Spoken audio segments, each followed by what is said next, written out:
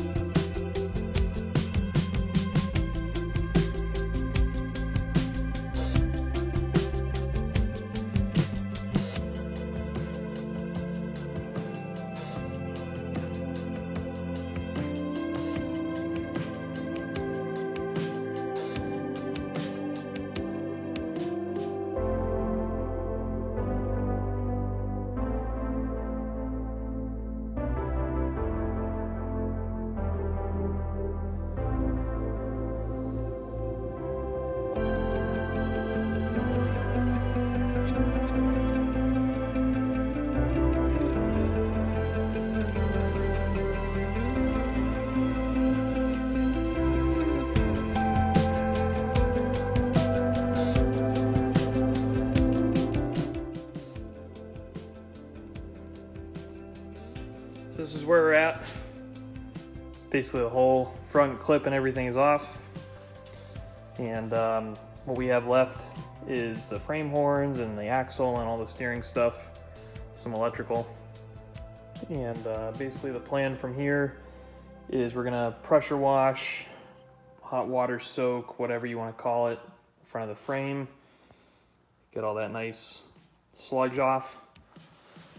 And then from there, basically put the clutch on the motor and put the tranny on the motor and put the transfer case on the tranny and just kind of swing it all in there and see what's what.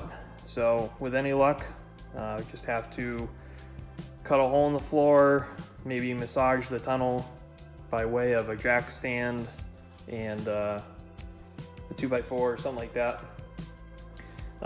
People have done ZFs in these trucks before. Usually they do like a 1-inch body lift. Body lifts are for quitters, so I'm not using a body lift. So basically, like I said, we just gotta clean this all up. I've got to apply the kill mat sound deadening material to the firewall, pop off that old Hydro Boost because I'm not going to use that. I'm going to swap to a newer 01 to 07 Hydro Boost and just kind of go from there. So that is where we're at. And this is what's left of the 6.5. We're going to kind of, the story's not going to end here for this motor, hopefully. It's just going to be kind of put on pause for a little while. And in anticipation of getting it ready for storage, I pulled the glow plugs and pulled the upper intake and sprayed a bunch of fogging oil into the cylinders. Ideally, this would have been done when the motor was in the truck and running, or at least able to turn it over. And frankly, when we got to this point, I just kind of decided it wasn't worth that degree of effort. So what I've also done is labeled and removed the upper engine harness, just so that we know what plugs are what in the event that any of these sensors need to be swapped over to the Duramax. So specifically the engine coolant temp sensor, there's two of them, one that reads to the computer and one that reads to the dash. So I'm going to need to know which one reads to the dash in order to hopefully retain the factory cluster. As you can see, also the turbo has been removed. I have that sold to a buddy up in Maine that wants it for his 6.5 truck, so I pulled everything pertaining to the turbo off. And just some kind of other odds and ends. One thing that's kind of neat, so this is something I had wondered about for a long time. The motor's not original to the truck, and this 506 casting number, which is also presented in a dot matrix form in the Valley, was used both by GM and then by Navistar when they took over production. And a 506 Navistar block is considered to be pretty good. That's what the optimizer blocks are. The 506 GM blocks are kind of but you can take that with a grain of salt, because personally I think every 6.5 block is kind of a crapshoot. So all these years I've been wondering which is which, because there's not a whole lot of info on the GM Goodrich sticker, or Goodwrench I should say. So on the back here is this date code, which is the letter M110, and as I understand it,